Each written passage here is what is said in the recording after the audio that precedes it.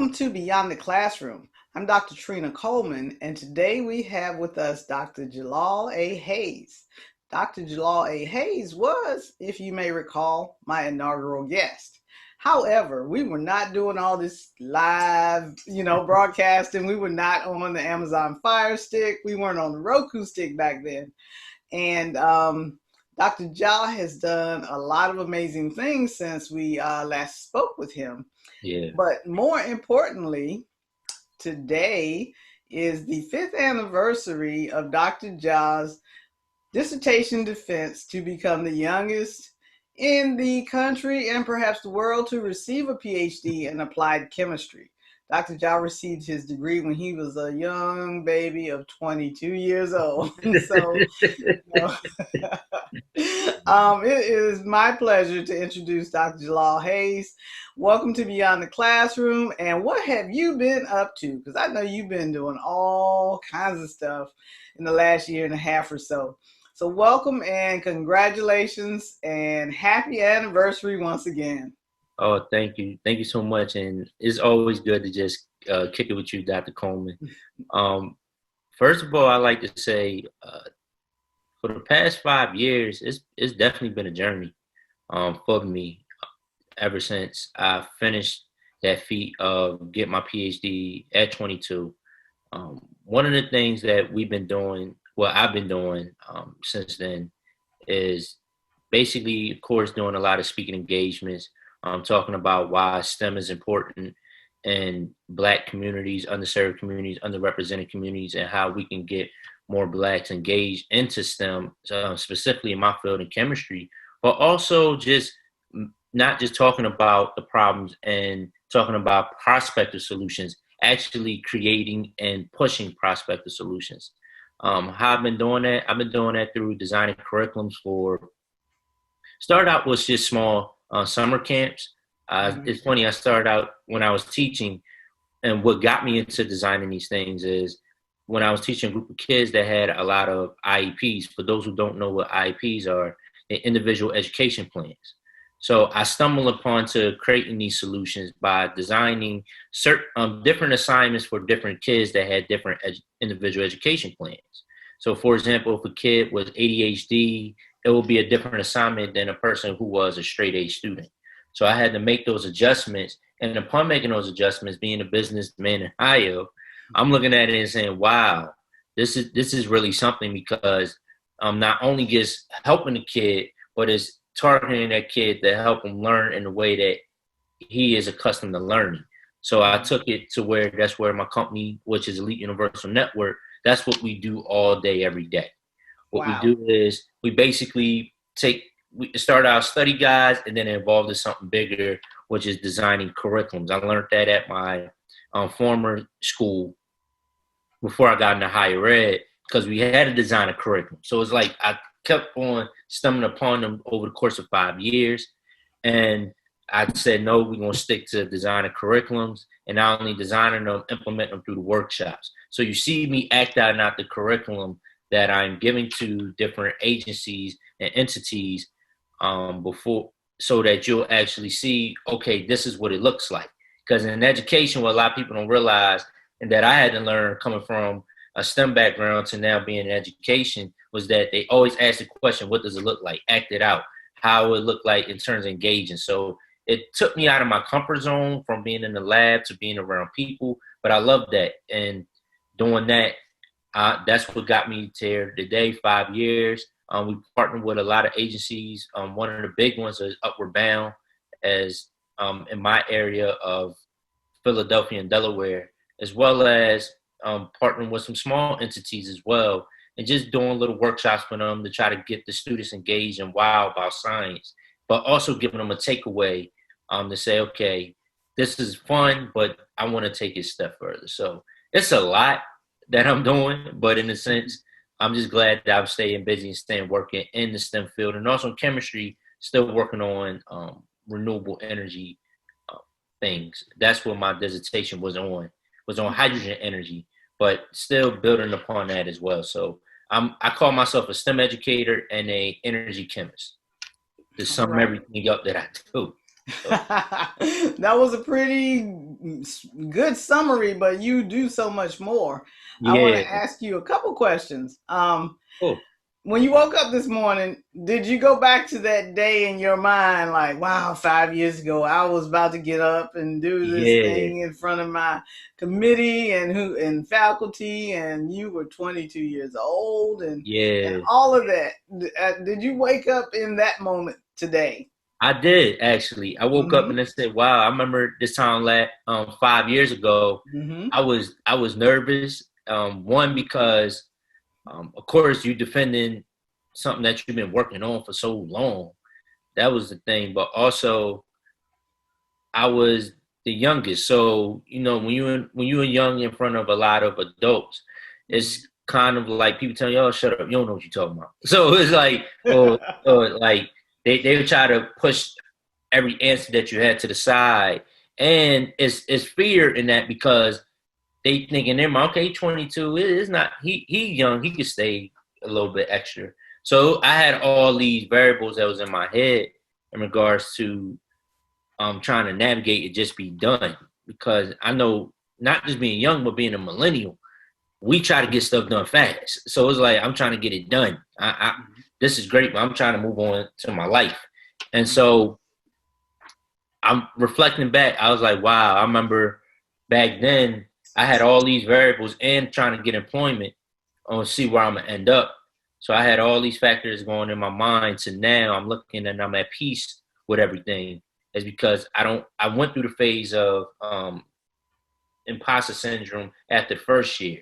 And then the Mm-hmm. second year I went through the phase of okay, I have a sense of purpose on what I'm gonna do with my doctoral degree. And then the third and fourth and now the fifth year just operating on that.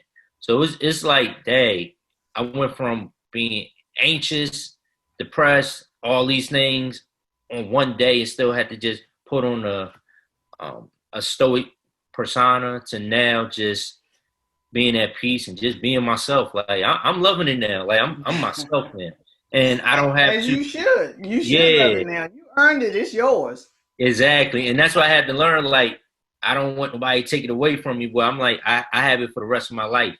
So You I'm, you I'm know thankful. what I say is that people can take everything from you except for your academic credentials. You can be locked away for life on death row. You still gonna be Yeah, Dr. Job. That's not gonna happen. But what I'm saying is, you go through all of that process, and then this group of 5 people or so get to decide whether or not you get to move on to that next level. Once you move to exactly, that next level, there is no moving backward, downward from there. So you seem to have picked up and processed all of that very quickly because from 22 to now, 20, your birthday is this year. Have you had a birthday yet? No, I'm 27. I'll be 28 this year though. Okay, so you mean 28. You're so old. Now you're so wise. Because you're like, I worked on it for so long. I'm like, really? Long is relative. I know you had to put the work in though, but Yeah. It yeah, seemed long though. huh? It seemed long though. I It mean, did. It was. I'm sure it was. It was supposed to be long, else you weren't doing something right. you know. exactly, And being feeling all of those feelings is normal, but also trusting your advisor. I remember my advisor telling me, "You are not going to defend until I think you are ready." And if you have exactly. that type of advisor, then you are good to go. You just need to just process all of that. And, especially being African Americans and doing chemistry, doing physics, math, whatever. I know you're not a first gen, but still, there's not a whole lot of us. And there's barely any of us in STEM, especially at the PhD level. Yeah. So that's a whole different thing to process. So Well, there, I would say that. I would say, I'm sorry to interrupt, no, but go ahead. No, we having a conversation. what a lot of people I think didn't realize at that moment too was I was the first one to get PhD in my family. So Wow. I wasn't the first one to get a grad degree, but the PhD, as my parents now, they getting theirs. My father just got his, I think last month, and then my mother is on track to get hers next year. It was hard because nobody didn't understand the journey. He thought it was similar, but a Mm-hmm. master is totally different from the PhD journey, because it's like you're not just building and discovering information, you're actually discovering yourself and how you work on a day-to-day basis. So it's like a whole, Right. I guess, an aha moment. Yes. So And the whole and those extra layers that you have to surpass the proposal, the qualifying exam, and all of that yeah, other stuff all of that you that. have to do to prove your worthiness. You know, you got to go through all that. Mm-hmm. And then talking to you and I have similar experiences because we did our work at HBCUs. Yeah, So people have a misconception that our degrees may be lesser than if we because we didn't get them at a predominantly white institution. The perception by many is that you just got it at Hampton, you just got it at Delaware State, but the work is the work. The work is the same. exactly. Not only that, you do every day. You're proving them wrong. You talk about your trip to Oxford because you were Oh gone. You yeah, were getting ready to go to Oxford right before when we had our first interview. And yeah, I was like, I got to have you back on so you can talk about your experience at Oxford because you were invited to keynote an event that yeah. we never rarely have any. Were you the first Black person to do it? Um, I'm not sure I'm the first Black person to do it. I'm probably the youngest to do it, but I don't think I'm the first Black to do it. I'm sure you were definitely the youngest. So, talk to us a little bit about what your trip to Oxford and how you ended up being invited and what you talked about and things like that, and how you were received. Sure. So, being at Oxford, first of all, just getting the acceptance and speaking at a school like Oxford was very humbling because, for all those that were saying that, well, you got your degree at HBCU and saying, well, it's probably lesser than or whatever connotation they was trying to put HBCUs in terms of lesser than in a STEM degree, that showed to the world through my lens that I solidified myself in what I do. And for those who don't know, Oxford is one of the oldest English speaking institutions in the world. And if you look at historically, I believe they one of the institutions that helped birth all the Ivy Leagues that are here in these United States of America. Mm-hmm. So with that being said, it's like the father of the Harvards, the Yales, and all of these, the Brown, the Columbia, and a lot of these guys. So speaking over there in London, I would say that it was a cultural experience. I mean, I already been over there throughout my doctoral journey, not London specifically or Oxford specifically. I was in Manchester. I already been in the UK in a sense, but being back over in the UK, speaking on my terms, was a different experience because before I was speaking under my dissertation advisor, Mm-hmm. and he was guiding me through with his connections. So going back over there as Dr. Jalaal Hayes was one, very humbling, and two, I have the ability to create my own connections so that the next generation of scientists can move with such ease and they don't have to feel like they're going through uncharted territory. So speaking over there was cool. That's just the whole feeling. Second thing, actually speaking on that topic, one of the things I think we have to learn as STEM professionals when we speak, we are the experts in the room. That's why they call us to be these keynotes. And walking into the room and speaking on my topic is always going to be renewable clean energy. And I was talking on renewable clean energy in the United States of America today. Um, I think it was 2019. I spoke about it from 2019 and where we're going moving forward. They were very intrigued to hear it. Of course, you and the whole world was intrigued to hear it, where we had people from, of course, English, England, but we also had people from China, Korea, um, Ireland, Dublin, Netherlands. A lot of people came from all over the world to hear me speak on this particular topic, and they was asking a lot of questions, which I like because it keeps me on my toes and really thinking about, okay, what are some things I can do when I come back to the States and really implement on.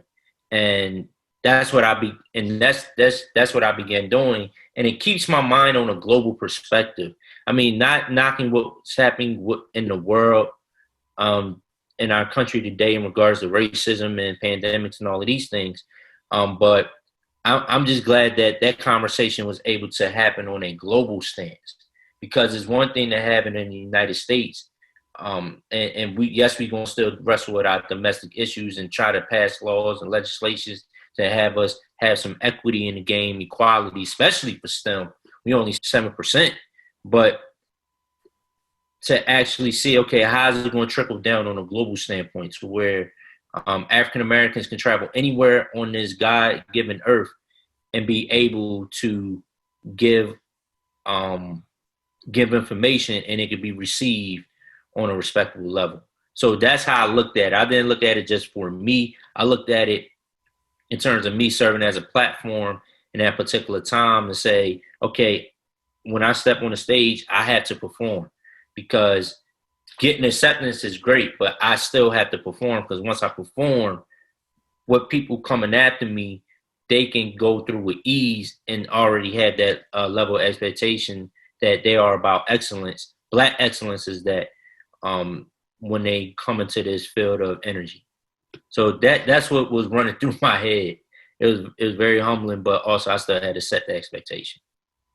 Okay, well, that's great. Let's take a short break, Dr. Ja, and when we come back to Beyond the Classroom, we're going to continue our conversation with you about your journey and everything that's going on in Dr. Ja's world, and we will be right back. If you can describe one word about me, it's unconventional.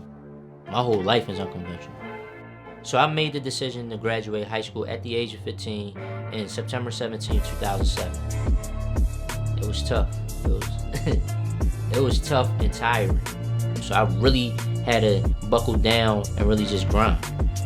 Jalaal Hayes. I became the youngest Ph.D. to graduate with an applied chemistry degree from Delaware State University. I am Dr. Jalaal Kill Hayes, and I'm a research chemist and educator.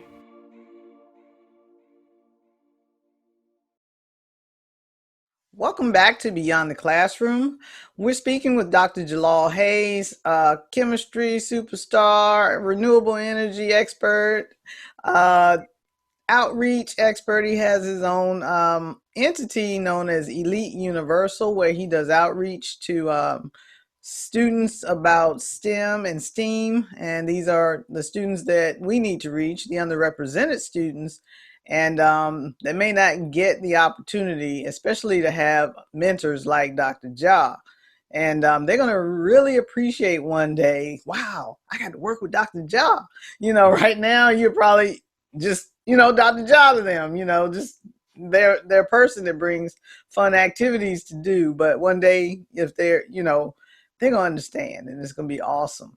Yeah. So Dr. Ja, you were also speaking about how, you know, you put your feet on the ground. You've established yourself as an expert globally, not just in Delaware, not just in Pennsylvania, not just in the United States chemistry organizations, but globally. You've been there. And that's amazing. Not only did you go there as a chemist, you went there as a young chemist, a very young chemist. You went there as an HBCU graduate. So, and a black man, you know, you did all that. And so what I want to say to you now, or ask you about, is how do you feel about obligation? Because all of the things you said and all the things that, you know, you said before the break about saying, yeah, I proved myself. How do you feel now about, do you feel like you have to continually prove yourself? Or you feel like, yeah, I've proven myself. Now I can get on about the work that I want to do. How's that working out for you? I believe in the research, in terms of research, I believe that I proved myself in terms of getting to that level at a fast rate. I graduated 2015. I got able to speak in 2019. So in 4 years, I was able to establish that stance in terms of speaking globally.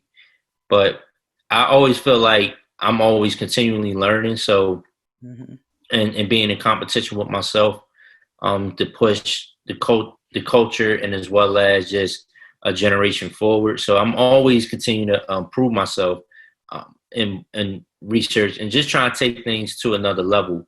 I think one of the things that I'm looking at now is intellectual property, and that's what made me an expert in the first place. Of course, having publications, but looking at this whole concept of IP via patents, because I believe as a not just a chemist, but a STEM professional, we are all creators of, and we also heavily, especially now, we heavily influence the economy that goes all around the world. Like, look at all the products that's been created. They've been all based off of STEM, things of STEM, and they always have been things based off of STEM, how to make life easier and better and move more efficient.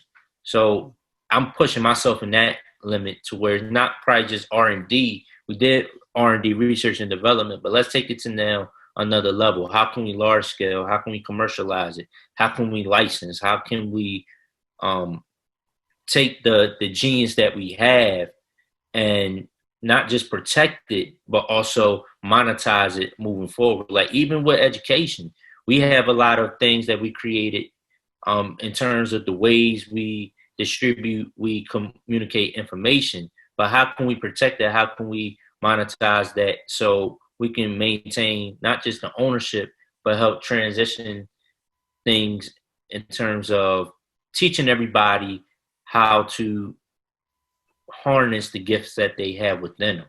And I think is best can do that through STEM. So for me, I'm looking at a patent now that I have, and I'm looking at saying, okay, how can we monetize this? How can we take it to the next level? It's good that we got it R&D stage, you got the results, and we published it and we patented it at the same time. This is great. But how can we take the patent to the next level? We took the research to the next level. That's what got me into Oxford. But now how can we take this patent and take it to the next level in terms of in form of a business and be a STEM professional doing that, still be able to convey the language of the science to any and everybody in our communities, whereas ACS, Noble Black, National Organization of Black Chemists and Chemical Engineers, NSBE, we know how to communicate the information over here on the nonprofit side, but how can we now communicate it on the for-profit side and show, again, take it to another level and show Black ownership and Black excellence is key. I only saw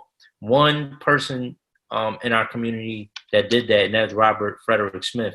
Everybody know him as the Black billionaire who paid all of Morehouse's, all the students. And people say, how you do that? How you became a billionaire? Well, he's an engineer that took his engineering skills to the financial space. So he figured out how to monetize his genius, but it's only one of him, I believe. Don't get me wrong. There might be another billionaire out there. But right. There's another one, but I don't know his background. Gotcha. That's one of the things that we don't learn in science courses. That's not on our curriculum when we're studying math or physics or chemistry or biology. Yeah. There's no business classes on there. It's about research. It's about math. It's about the science. And that's it. And the goal is to get to the next degree. It's not to get to employment. I can honestly say I don't believe I ever got any career advice during my academic journey. I knew there were career fairs. I know we had a career office or whatever. But as far as being led towards that path, didn't happen. And monetizing our intellectual property is huge. It's important. It also gives us leverage to be able to do some of the other things to help the students in a way, like is he Dr. Smith, whatever, like he did at Morehouse. And that you got some years, y'all. So by the time you're 30, 31, you don't have it figured out. Well, I think as the world progresses, I still got things I'm a learn. But one of the things I'm learning is that's the way to go. And I think as scientists, a lot of us are now Black scientists. I think a lot of us now waking up to seeing that we have to take it to that next level in regards to our careers, because one of the things that, and I noticed this when I start reading on patents, because once I got it, I'll try to understand the history behind it, because well, a lot of people don't know I'm a history major as well. So I always try to take it back to saying, okay, when was Black people able to get patents? Right. And I said, okay, let's look at the history of the patent. And one of the things I saw was in 1791, that was the first patent law ever established in the United States of America. But if you think about during that time, we were 3/5 of a person. We was clank. Not only that, like they were putting stuff in place fast, because 1790 was the first, was George Washington was still the first president in 1791. I believe so. And, you know, they put the census in place in 1790. They was getting stuff done. We're going to do this. We're going to do that. So they also put the patent process in place. And, you know, I'd be interested to know whose patent is on, like, peanut butter. I know it was 100 years ago after Carter G. Woodson was doing all of his work. I mean, George Washington Carver. But I bet he never got a patent on his peanuts and all the stuff he was doing in the agricultural space that ended up becoming lucrative businesses. And that's the question that I start asking myself. Okay, when did we start really getting into the game of truly owning what we created? And I saw a lot of scientists were known for it, but we really haven't really perfected the whole concept of monetizing it. And then I took it to where my field, being in chemistry, I said, okay, who really did this? Like made a living off of doing this. And one guy popped up was Percy LaVon Julian, which a lot of people know him as being a great chemist who was a pioneer in synthetic chemistry, taking plants and modifying it in a lab. But a lot of people didn't realize he was also a businessman too.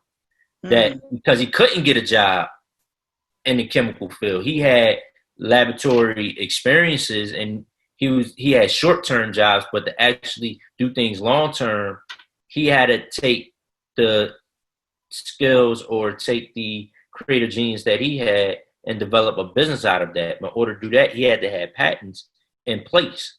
So I start reading historical figures that have been doing it and start saying, okay, this is what fits my personality in terms of how we can take things to another level and not just stay in R&D mode. There's nothing wrong with research and development, but I believe as Black chemists and Black scientists and even engineers, when we develop something and we are innovative in that point, we had an idea in that, how can we take that and really not just be noted for it, but how can we help our families get into the mix and establishing our generation?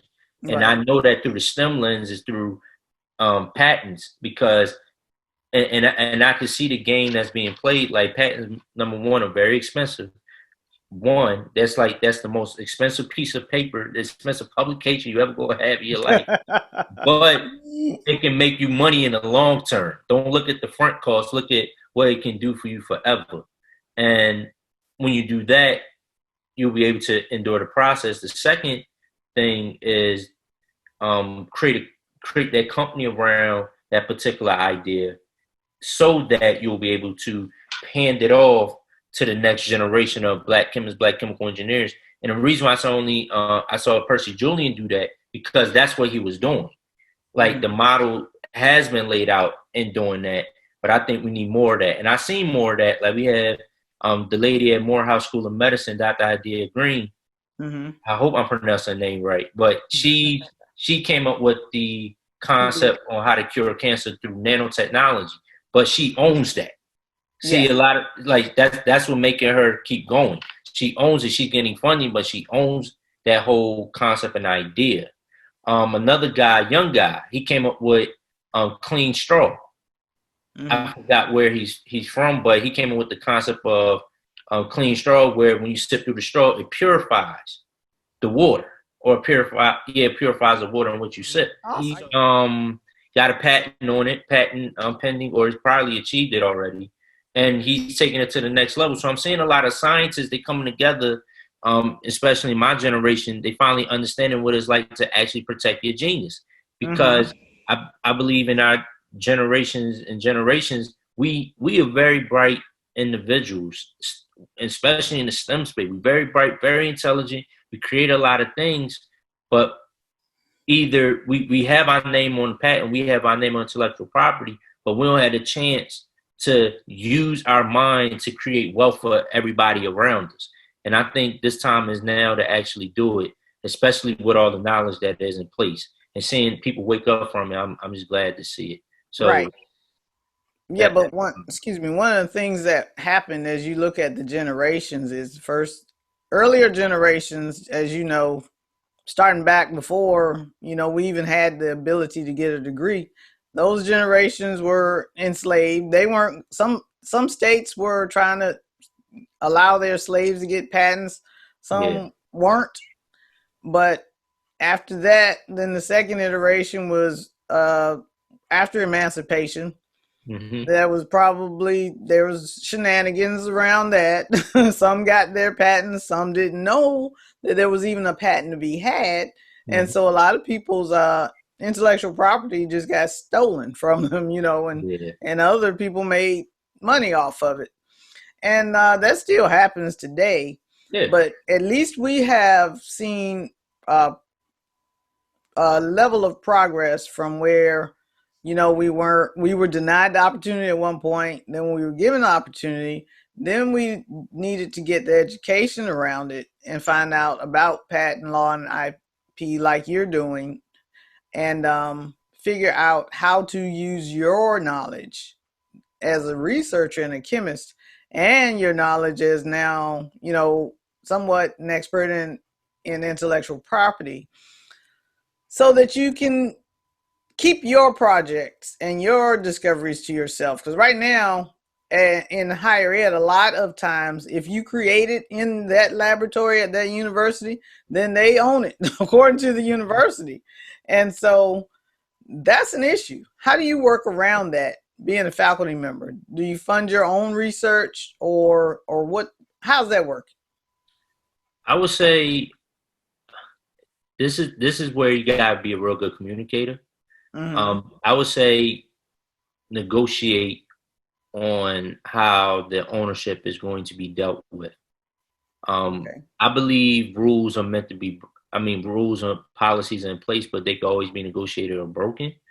So if you come up on something that is novel, something that is innovative that you believe, you sit down and have that conversation with the general counsel. Mm-hmm. And with the general counsel, you could say, listen, this was about to happen. Um, we on the steps of getting it approved. And I'm saying, I don't know about other universities, but I know at HBCUs, this is what I would suggest. You sit down with the general counsel of the university, say, listen, this about to be approved, but we want to maintain ownership in some way and have our names part of the signees. How can we make that possible? Or if there's some monetary gain that's going to come, we're like equity in it. How can we make this happen? And document that process on getting agreements and everything and established in regards to that. And the reason why I say that is because it's I believe that it's a rise in as you have these big companies, and there's a rise in people, the individual person really, like I said, waking up and understanding that they had to go take the ownership and what they do into their own hands. There's not enough, oh, let me hand it off. I did a great thing. It's great to have contributions, but it's also there needs to be some ownership and some monetary gain indeed, because you put in almost your whole life, and just to give it to somebody, it just doesn't make sense. It doesn't make sense. Unfortunately, that's how a whole lot of stuff is structured. I mean, Yeah, the system was built not for us to have an advantage. yeah, And and yeah. So that's where so we are. basically that's number one. Number two, if you can't do that, try to find a way to develop an SBIR. This is what a lot of these PWIs do. So if you look at a big white school, you look at them and they see, for example, I'll say University of Delaware, a big white school at in our state of Delaware. You look at state of Delaware, you go up to the campus, in their research facilities, they don't just have a research lab, but their research lab is designed as a company.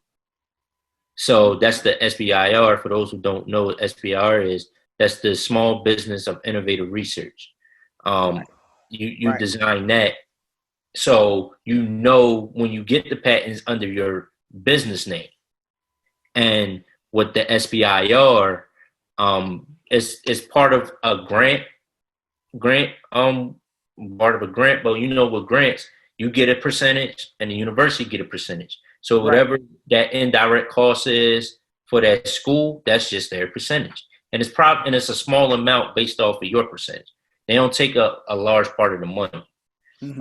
But you got to look at that indirect cost to see what they have in the Office of Research and Sponsored Programs in order to understand that. So that's number 2, to get around that. I know nowadays granting agencies allowing more HBC because they try to do the diversity inclusion. So now they allow more HBCUs and I guess MSIs or minority serving institutions to open up the pool to get some of the money. So I would say get some of that money, design your own company, and you'll be able to work in terms of your entity. And third, last but not least, if you can't do none of those things, start small. One thing about a patent, it doesn't have to have a proof of concept yet. It may have, especially in the early stages. So if you at least have the idea, write it down, keep it in a safe place, or if you're smart and you have some money, file it into the USPTO office. For those who don't know what USPTO, that's United States Patent and Trademark Office. You file it as a provisional patent. That means you got about a year to actually raise the money or get your idea off the ground to have a proof of concept to do the non-provisional patent. So I would say that would be your last resort if none of that works. So 1, negotiate with your general counsel, or 2, develop an SBIR and discuss what's going to be the equity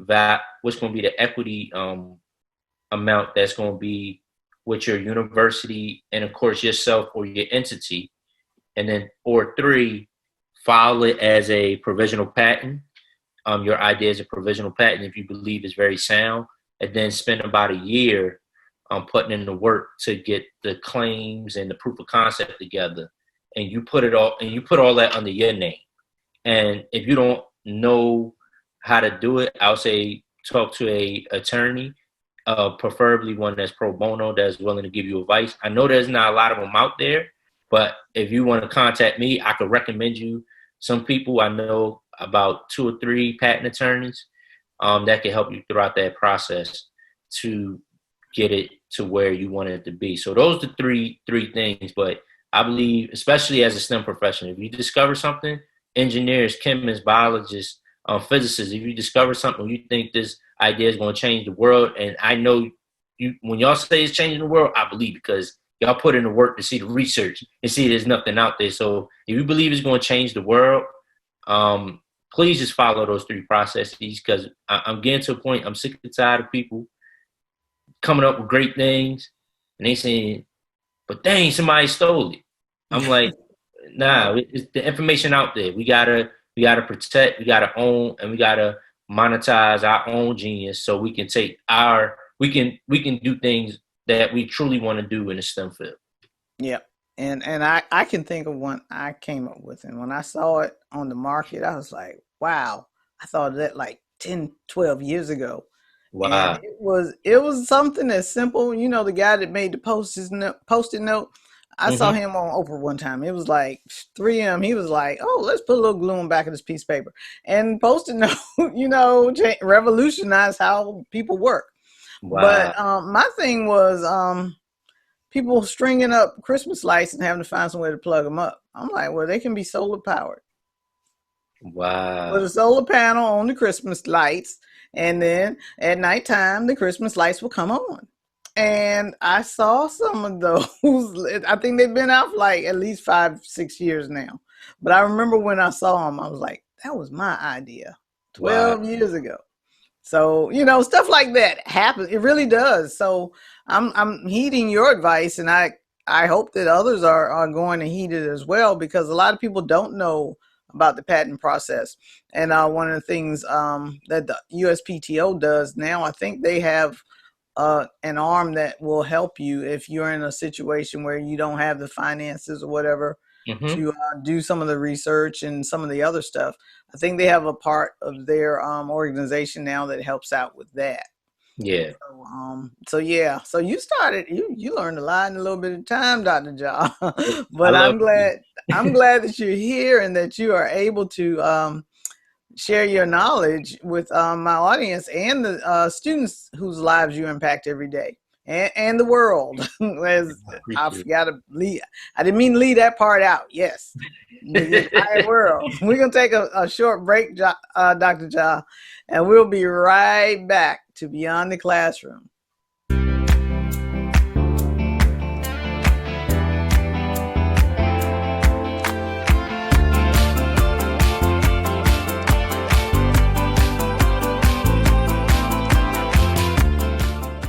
Welcome back to Beyond the Classroom. We are here with Dr. Jalaal Hayes, and we've been talking about his journey as a scientist, particularly a chemist, renewable energy, the things he's working on, entrepreneurship, intellectual property, and he's given us a lot of good information so far. Now, Dr. Ja, you are knowledgeable in all these fields and how to protect your ideas and things. Do you talk to your kids at ELYTE Universal about entrepreneurship as well as STEM? Yes, I do. It's funny you asked that. Part of one of the initiatives I have under ELYTE Universal is we call it Streets to STEAM initiative. So we take in underserved kids that are quote unquote from the streets, and we put them into creating practical solutions in STEAM. So Streets to STEAM. And one of the things that we talk about is intellectual property. And the reason why I talk about that is because if you're taking an underserved kid that all they know is the streets, or they have a street mentality, or they coming from an inner city environment where they don't have a lot of resources, the main problem is, okay, this is cool. How can I make some money? That's like the main question I keep getting from these scholars. And one of the things I say, okay, we can't kick book knowledge to them. We got to actually talk some real practical things that they can monetize just like that. So I talk about intellectual property to them a lot. One of the things I do, I introduce them something very, very basic. For example, cosmetics, especially with the women. Cosmetics is a big thing for them. And it's a lot of chemistry that goes into cosmetics. Right. And a lot of people don't know it's not as much regulation in cosmetics. Oh, really? There are a lot of people doing cosmetics right now, making new cosmetics, particularly for Black women and organic and all that kind of stuff. But you know you want to know how they could do that? Because there's no really regulation. So anybody can do, there's no really FDA on that. So anybody can do cosmetics. Yeah. So I introduce them to that part and show them that this is something where you ain't got to deal with a lot of red tape. There's probably some things I may not know about, but it's really like it's open. So I showed them that, especially for the young ladies. I said you could do that, and I'm gonna get to the young men in a second. But for the young ladies, you could develop things in cosmetics, starting out with something simple, which they make a lot of money off of. I said, you could sell sugar for $6. They like, really? I said, yeah, it's called sugar scrub. Y'all buy it all the time, but all it is sugar, and it's based in some type of oil, and it's boom, sell it for $6-7. Yeah. So that gets their mind instantly. Me telling them that, and they say, "Okay, well, teach me how to do it." It's a little container. It's a little container for $7. Would you buy big? And I say, okay, now I put it in their vernacular or street language. I'll say, okay, so let's buy with the food stamps you got. Let's buy $3 sugar bag or $2 sugar bag. We're gonna break it down. You're gonna put them in the little bottles. Now hustle those for $6 or $7 each. You just made your money back off of one sugar bag. Double actually. So I teach it to them in that sense, but they don't realize that not only they doing the chemistry aspect of it, because I'm telling them the chemistry, what it does to the face and all of that stuff, Now, and not only I'm teaching them that, they also understanding the money aspect too. I said, you just double, so you could buy more bags. You keep this thing going. You keep it going. So now they develop not just a small R&D piece. They know how to large scale because they broke it down into a lot of things, but they also commercializing it. Now they selling it to their community. And they selling something other than that, something that is illicit. And that was the goal that I just slipped into when I was teaching. Now for the men, I know in Philadelphia, we have a lot of guys of the Islamic faith. They get into oils. So I was teaching them the whole concept of how they create the oils. So the essential oil, you cut down the power of the essential oil with the coconut oil or olive oil. I suggest coconut oil because it's very good for the body. You do that, and you mix it in. You create your own scent in there. You put them in these bottles. You go sell them to the community. But I'm teaching you the chemistry as you're making it. So when you commercialize it, you can sell it. You can tell them that's your selling point to your customer. But we go through this whole process to train them into the mindset of an entrepreneur. Now, if they create a scent they never had, this is where I roll out the intellectual property piece. And so I first had to introduce them into entrepreneurship to get them into the concept of, okay, this is what can be measured in regard measuring dollars on what you're doing. The entrepreneur must make money. So showing them how to make money. But if they come up with something like, I ain't never smelled anything like this, or I never felt this type of texture or anything that's novel to them, we start now taking them to the intellectual property piece. Okay, let's do some research to see who had same experiences as your product. If there is none, now I'm going to teach you step by step. But I do it to where it won't come out of their pocket. That's something I could teach on a private program.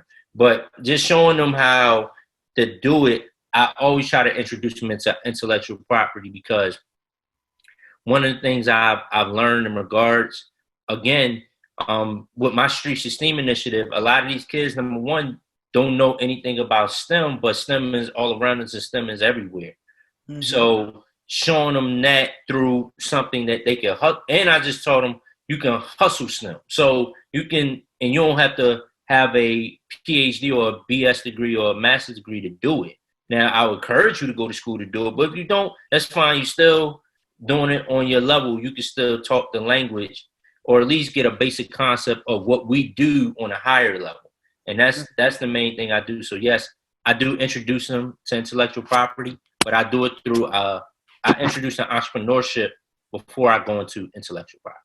Well, that's cool. That is cool. And that they can see that there are legal ways to make money. There are creative ways to make money. Yeah. And financial literacy obviously is a piece of that somewhere, to make sure that they understand how to use the money as a tool and also to build wealth. Exactly. So, dang, I need to come and sign up. I got some sugar. It's got a little sugar around here somewhere. But yes, that's great. And I know you built it into a curriculum because you are a curriculum builder. How did you get into, well, I know teaching in public school versus teaching at the university is a whole different ball game. So when did you, tell me, I just want, humor me. What age were you when you learned how to create a curriculum? Create a curriculum, I was 24 years old. Okay. No, 23, 24. I mastered it just 2 years ago at 25. And what I had to, again, at 23, I walked into a school where they said you had to design your own curriculum. Now, this was a private school. I came from a charter public school to now private school. And I said, design your own. I'm so used to, you got to follow the state system. Whereas this school, they said, no, here's the subject, create what you want your kids to learn. So that introduced me to say, wow, I took from creating study guides on helping them learn to now I'm creating a system. That's what curriculums are, nothing but systems. System. Teach them on what they're going to learn. So I sat down and learned what is the whole concept big. Did a lot of YouTube videos, and I learned it. And anybody, and as you see now, everybody's creating curriculums now. But in terms of STEM curriculums, I believe it's important to learn how to create curriculums, because again, you're not only giving content, but you're giving them concepts on what students need to be focusing on for the rest of their life in STEM. And because STEM is more of is rigid, but it's also, you can be flexible with it as well. That's what I learned in terms of the curriculum. So when I was teaching the curriculum, I had to design was physics, which was, I should have called you. I should have known you back then, Dr. Cole, but I was teaching physics. And so I looked at physics, the basic concept of physics that I need to know, put it in there, but also I could put my own spin to it on how I'm going to the delivery method on how it's going to be given. It doesn't, and I know in Philadelphia or Pennsylvania, they said no lecture style.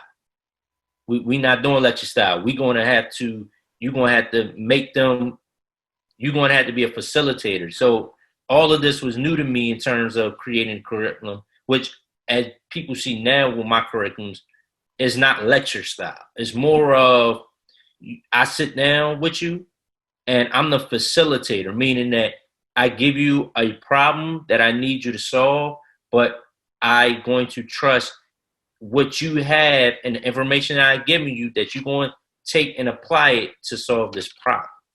And so that's how the curriculum had to be laid out. So when people look at my curriculum and say, wow, I really don't have to do that there. Yeah, because I had to design it in that way when I was doing it, to where anybody could walk in the room and they could teach that subject. And that was in that high school environment. But now, as I'm helping out other agencies, that's how I'm designing it, to where you can have a subject matter expert, but the subject matter expert is more of a speaker. Mm-hmm. They're not the person who's teaching the content, because of the fact that you teaching students how to think for themselves. You're not teaching them what to think. You're showing them how to think. So you giving them a problem that they have to solve, but you using the information to guide them through it. So they really active in their learning, which I'm going to sum it up. A lot of educators like, oh, he talking about flipped classroom. That's exactly what the curriculums are. They just flip classroom approaches to STEM learning. So that's what I had to do. So when I went into university, I do the same thing. And I had to do it in a more fashionable way in terms of the curriculum on a higher ed level, because now I'm preparing you. I'm always thinking like this. Okay, high school, I'm preparing you for college. College, now I got to prepare you for your career, whether it's going to be a grad school career or it's going to be a job career or entrepreneurial. I got to prepare you for life now. So when I teach in terms of higher ed, the flipped classroom approach is the same structure, but the concept is now, okay, I'm telling you things and I'm telling you why I'm telling you things. So if I'm teaching about measurement, it's because you say you want to be a nurse. You got to understand dimensional wellness, because you can't give somebody 300 grams when it said milligrams. Exactly. And they like, oh, okay, so I got to learn it. Yes, this is why you have to learn it. So it's like I'm telling them life stuff now. This is why you have to pay attention, because too many times, and I know I did it throughout my journey, you sit there like, well, I'm in this class. What this got to do with anything? So what now? I'm telling them why I'm answering that question through me having that conversation, the facilitation, so that they can be active in what they learn. They say, I'm learning this because I want to be a nurse. I'm learning this. I want to be a doctor. I'm learning this because I want to save somebody's life. And I know that a milligram and a microgram is the difference in saving somebody's life. So I'm making them think in that mindset, so that when they go out in the world, they take their career seriously. And the reason why they take their career seriously, because they took the curriculum or the instruction that I gave them serious. So I try to design things in that way. Now, kids, I try to be playful, and this is where ELYTE. I try to be playful because anything you tell a young student or young scholar, they're going to absorb it anyway. So it's easy. So it's like anything I tell you, you go to take it seriously in a sense anyway. Mm-hmm. So I can be playful with it with the information. I'm not going to be lecture style, but I'm going to be playful with it. And I'm going to ask you questions if you're asking me questions and make you think, but I can do it in a fun way. Whereas, like you said, in the school system, I have to follow the curriculum, but I still have to be innovative with the delivery method in terms of how I execute that rigid structure in that curriculum. And I start out with a question: how many of y'all know this? How many of y'all don't know this? And how many of y'all just don't know what's going on? Y'all just got to be here. You know, don't just let me stand there and talk, exactly. And then you're looking at me like, what? Yep. Like, I love the use of technology, and here's why, especially for my field in chemistry, because the students can actually see what I'm talking about now. Okay. I know back in the days before the technology, the professor had to be very, very, they had to communicate very effectively to get the student to visualize mentally what they're talking about. Right. Whereas now they can actually see in a practical sense of what we're talking about. So in terms of chemistry, I give you an example. So in organic chemistry, it's a lot of schematics.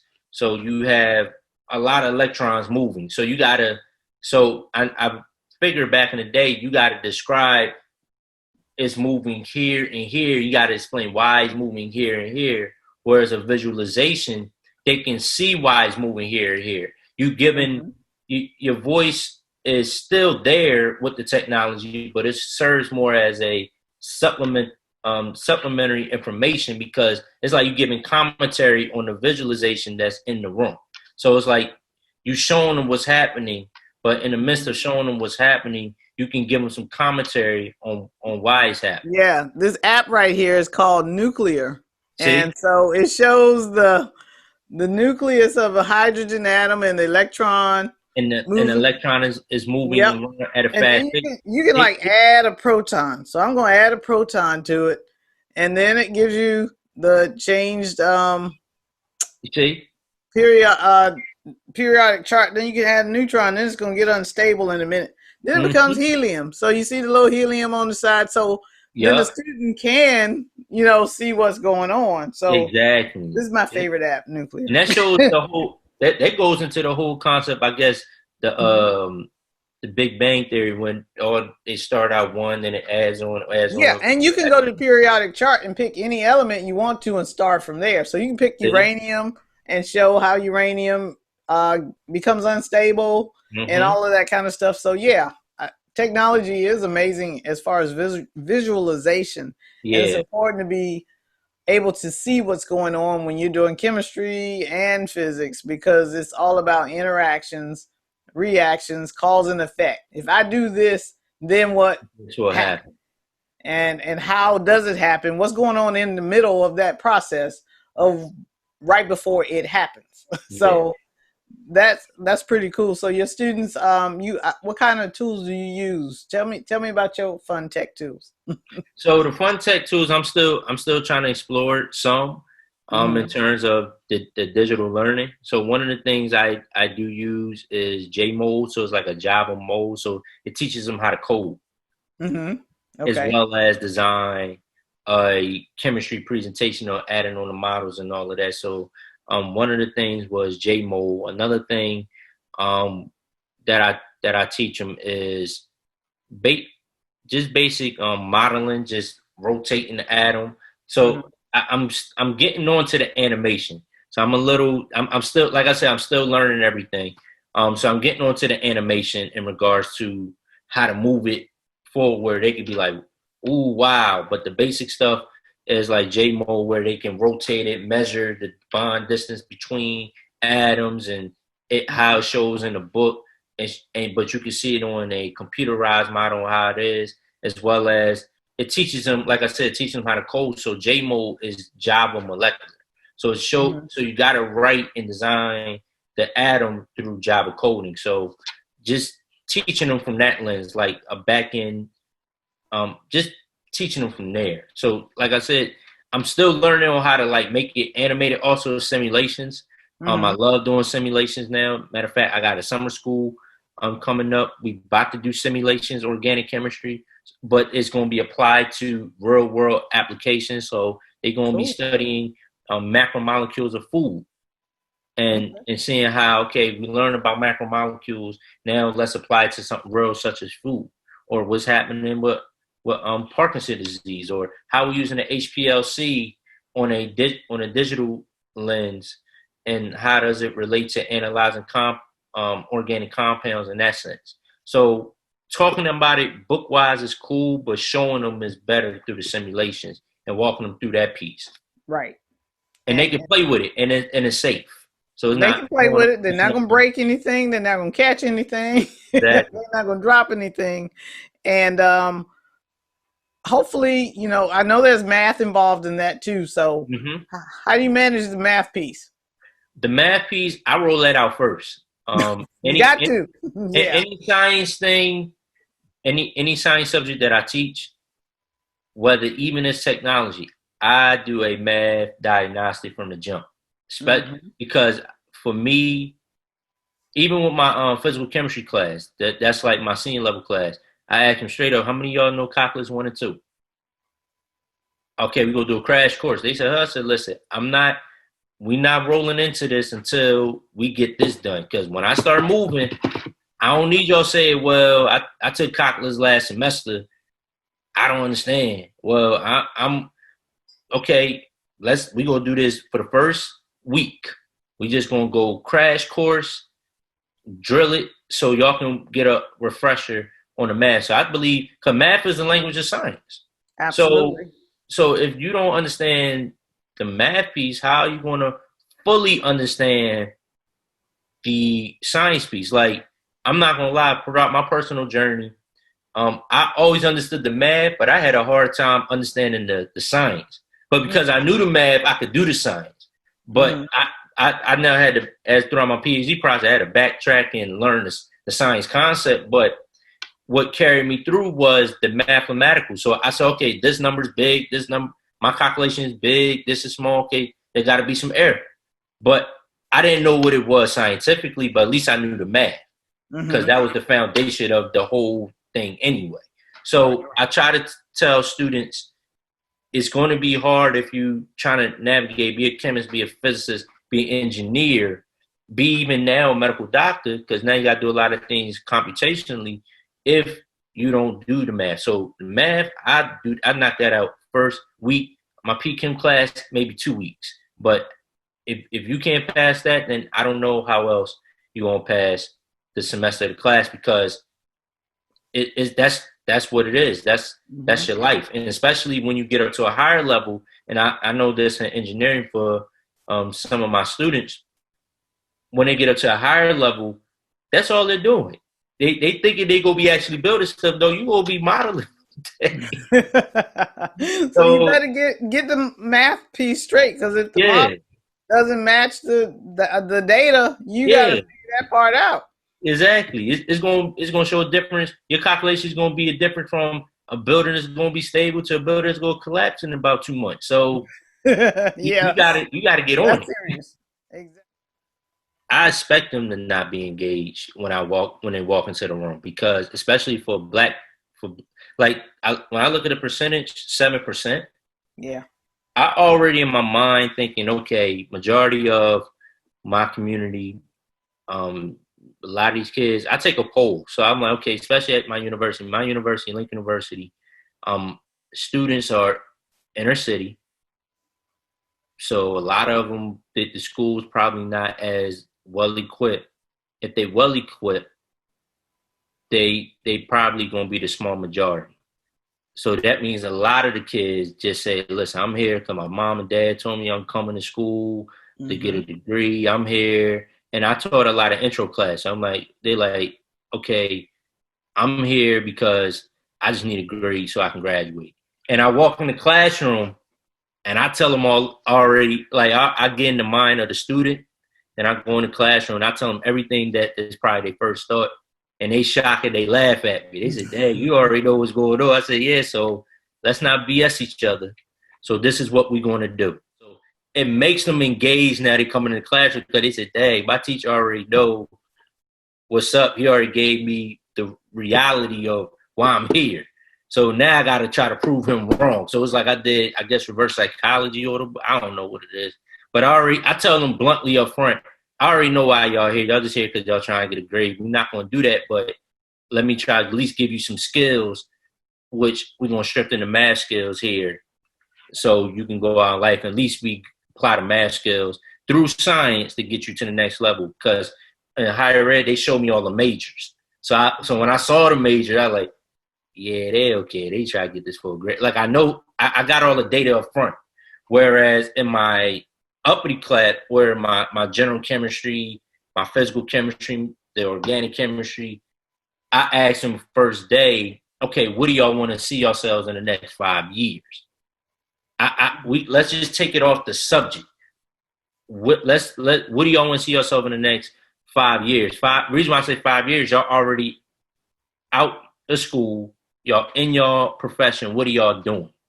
And a lot of students, well, I want to be pharmacy, or I want to be a medical doctor. I want to be a surgeon. I want to be a chemist. So I take all that information into consideration.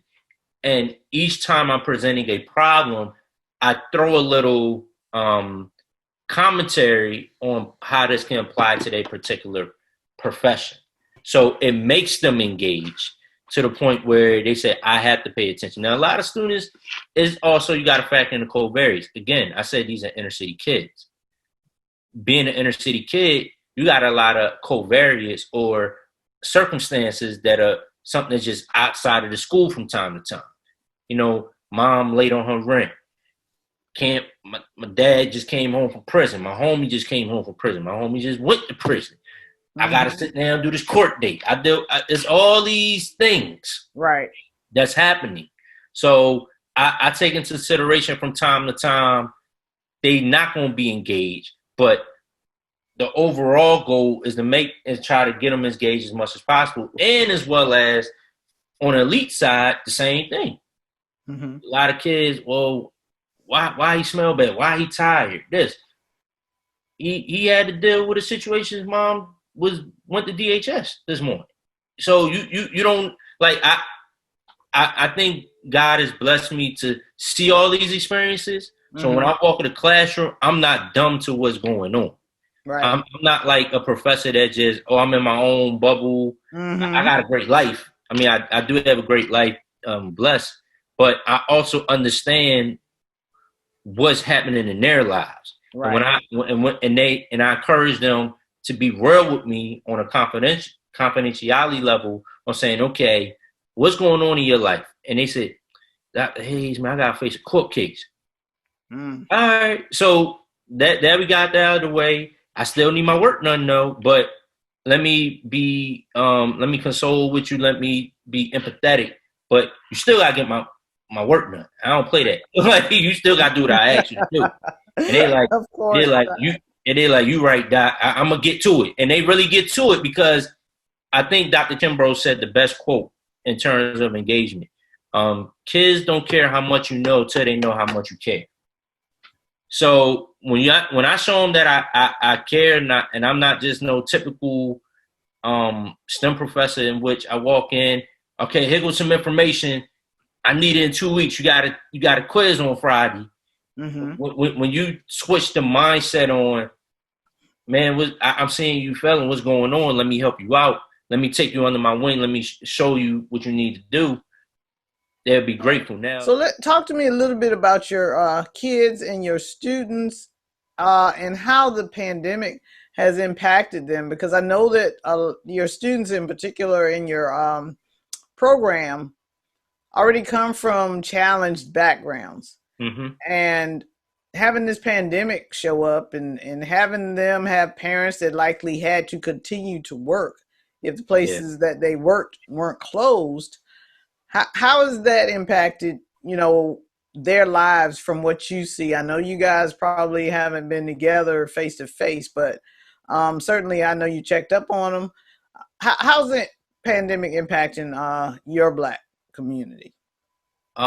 It's definitely been greatly impacting our community. I see the digital divide.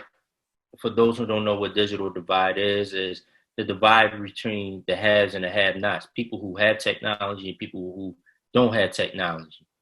And so I check in with a lot of communities, especially being the STEM liaison to it. So one of the communities I check in is my North. Where I'm from North Philadelphia originally. So I check in with them and see how's everybody doing. And one of the point people over there, they telling me that, job, there's anything that you can share in terms of resources.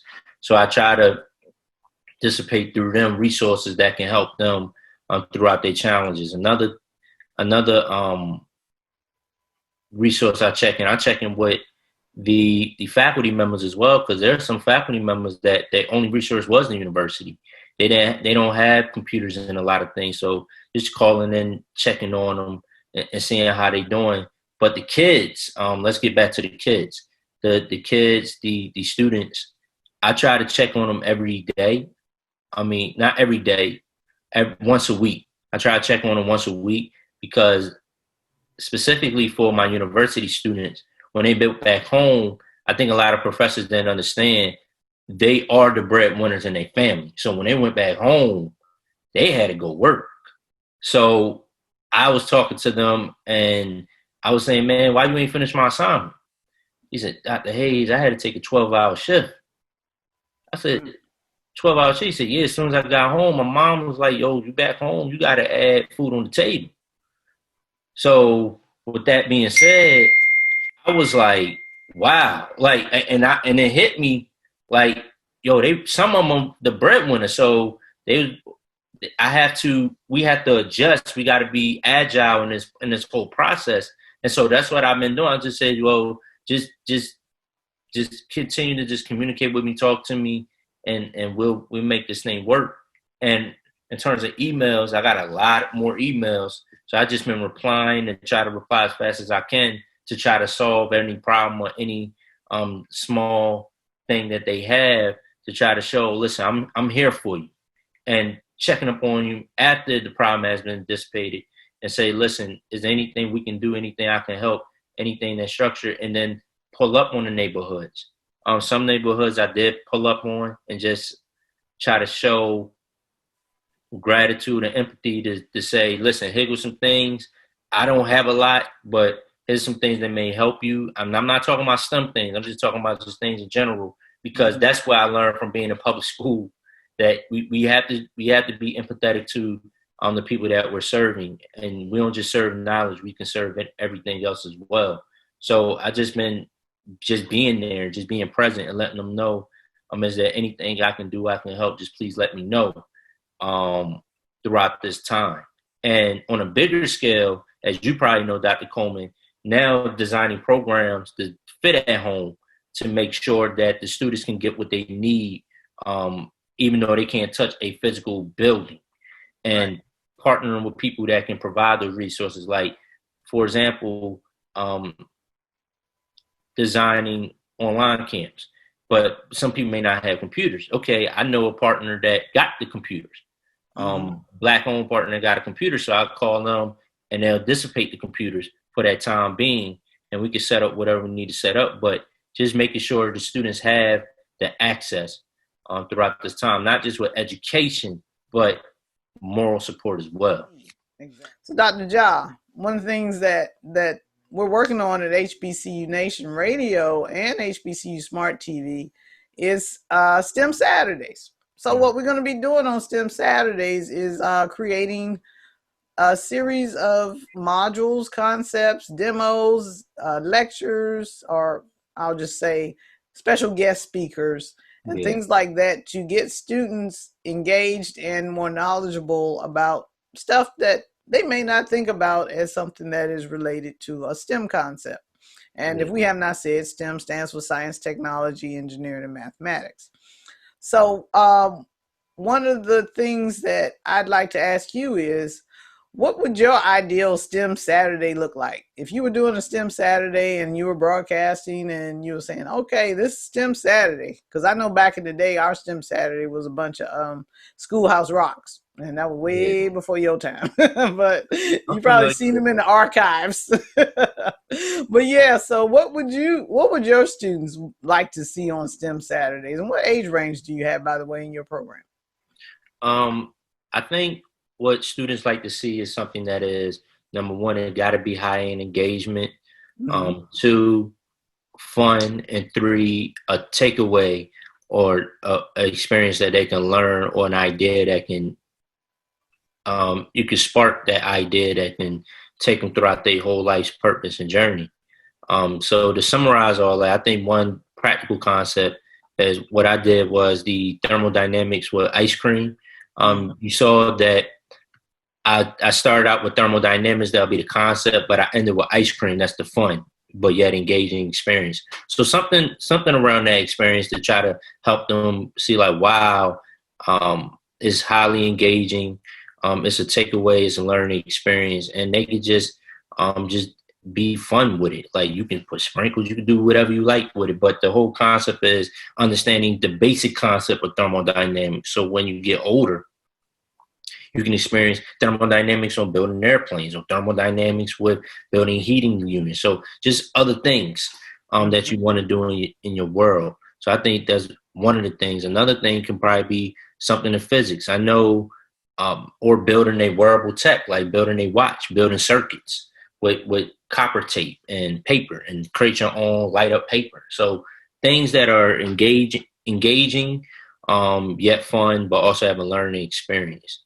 And what the other question is, what age range Yes. I Mm-hmm. target? Okay, so the age range I target for my kids are middle. I do middle school.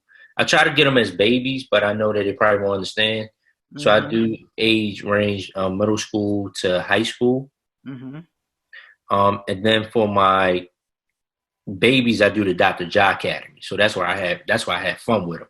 But the elite programs are usually middle school to high school, where we get high quality programming, as well as it's fun, but it's more of we chart a course for you guys.